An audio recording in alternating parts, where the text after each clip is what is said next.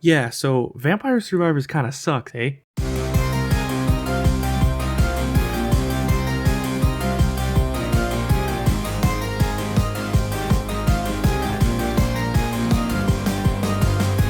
At least, that's what I thought when I first tried it out.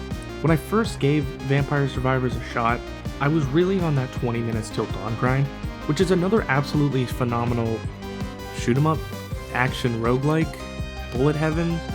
I don't really know if this specific genre has a name, so I'll just call it roguelike horde shooter or something.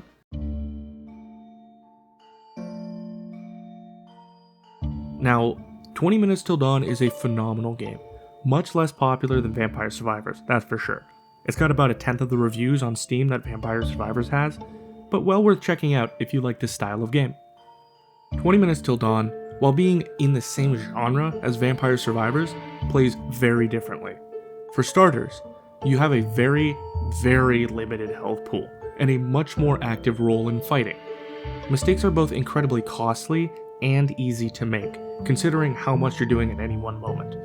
Between firing, reloading, plenty of dodging, there's a lot more of a bullet hell element to 20 Minutes Till Dawn. Bosses, for instance, have actual attack patterns, rather than just running at you to face bash. At its core, 20 Minutes Till Dawn is a much more mechanically complex game. I don't really think that makes it a better game, but considering I was absolutely glued to it at the time, going from that to Vampire Survivors was a complete culture shock. It's like going from playing Doom 2016 to Doom 2. Both games are absolutely phenomenal, but Doom 2016 is a much more complex game than Doom 2, considering it's an evolution of the genre and gameplay. I mean, hell, you can't even jump in Doom 2. They're just two very different experiences. My point is, when you go from a game like 20 Minutes Till Dawn, where you have so much more agency in what you're doing, to a game that just fires your weapon for you and won't even give you the courtesy of letting you aim it, for the most part, it just feels like a step back. My feeble mind couldn't comprehend the appeal at the time, and I just kind of wrote Vampire Survivors off as a cheap idle shooter that was riding on the coattails of Castlevania. It just felt like one of those fake mobile game ads hiding an idle game underneath, like everyone's favorite game, Ebony the King's Return.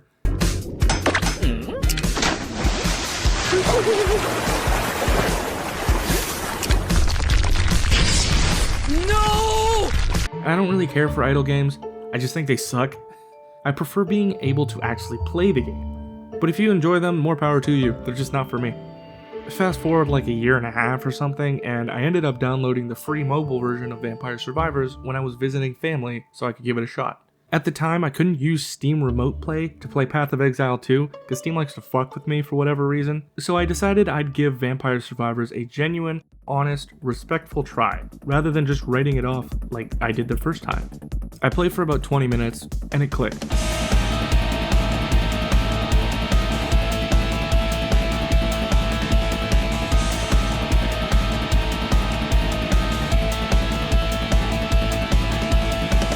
I finally understood why people loved this game so much. It was just so damn simple. So little to really think about. The only thing you really need to think about was your character's build and your movement. While 20 Minutes Till Dawn had a focus on you using your mechanics in conjunction with your build to win, Vampire Survivors tossed any difficult mechanics out the window for blunt, straightforward, point-blank, build-focused simplicity. It made itself as simple and as accessible as it needed to be in order for the game to be as enjoyable for as many people as possible. No need to focus on using a dodge or reloading or any of that. Just focus on moving and positioning around enemies, finding candles around the map to refill on health or get other item drops, leveling up, and choosing items for your build. Don't get me wrong, I adore the active playstyle that 20 Minutes Till Dawn offers, but I get why Vampire Survivors made a bigger splash. It came out almost a year earlier than 20 Minutes Till Dawn, and immediately had a stranglehold on the internet. And I get it. What's more satisfying than becoming essentially unkillable, completely filling the screen with projectiles, items, and gems, number go up mechanics, and opening these insanely satisfying chests?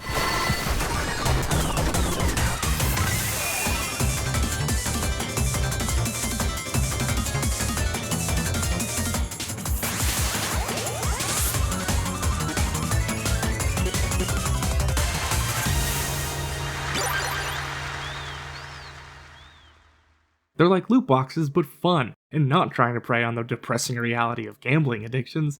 Thanks, EA. Man, reminds me when Diablo used to be good and not a horrible cash grab like it is now. Thank God for Path of Exile too. Vampire Survivors is a very clearly lovingly made game with tons of references to other media that the devs took inspiration from.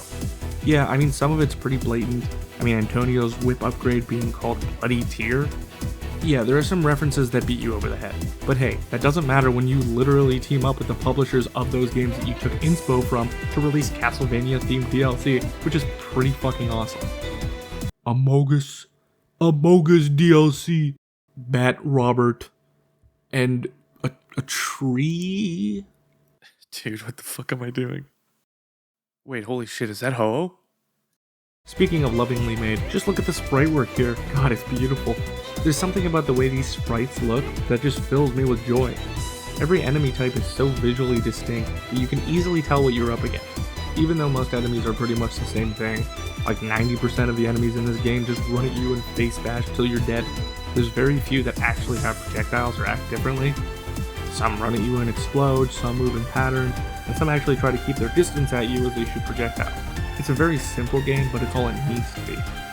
And the music, oh my god, the music is just amazing. Glad the dev team took inspiration from old Castlevania and tons of different RPGs in both visuals and music, because these are some certified bangers.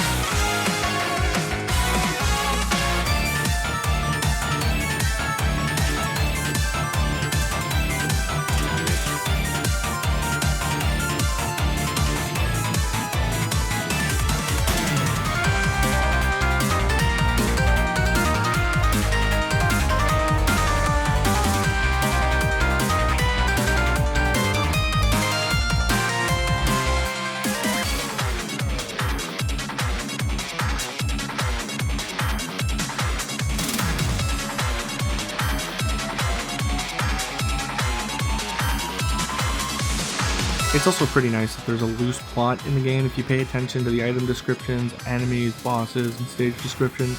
The more gets revealed the more you play. It's a pretty fun little addition because it makes me want to keep playing so I can find out more. Spoilers in about 5 seconds if you care, skip to this time code. I'm being 100% serious. I don't want to spoil this, but I do want to talk about it. So if you haven't fully beaten the game, and I mean fully beaten the game, I would recommend just skipping to this time code. But in the end, you kill Death, and then he calls his dad to come and kill you because he's a wuss.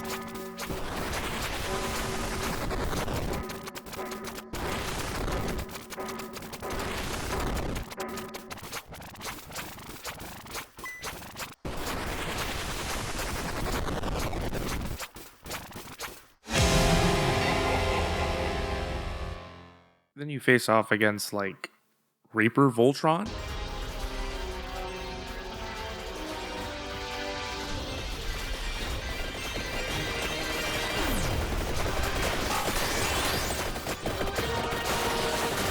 And then you kill God, I guess?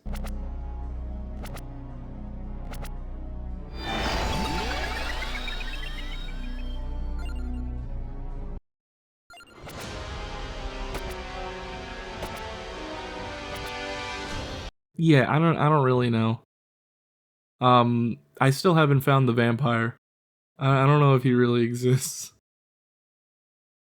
My biggest complaint, heavy air quotes here, is that the game really becomes piss easy after a few hours.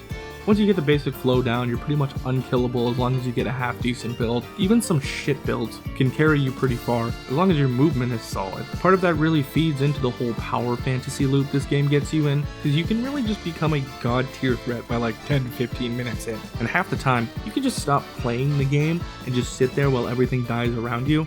But that's not really a problem. It's 2025. Who cares if a game isn't Dark Souls difficult? Enjoy whatever the hell you want, and don't let anybody shame you for not playing games that make you want to smash your monitor. So yeah, I'm really glad I decided to check my previously held opinion at the door and give this game an honest shake. I'd rather not cling so tightly to my opinions as if there's something definitive and correct. Reevaluating my opinions on content, games, and other media is something I like doing a lot. And hey, I found a phenomenal game because I was willing to give it another try.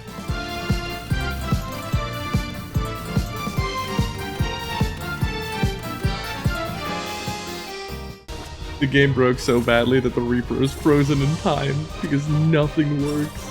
Everybody's teleporting around the edges of the screen. What is going on?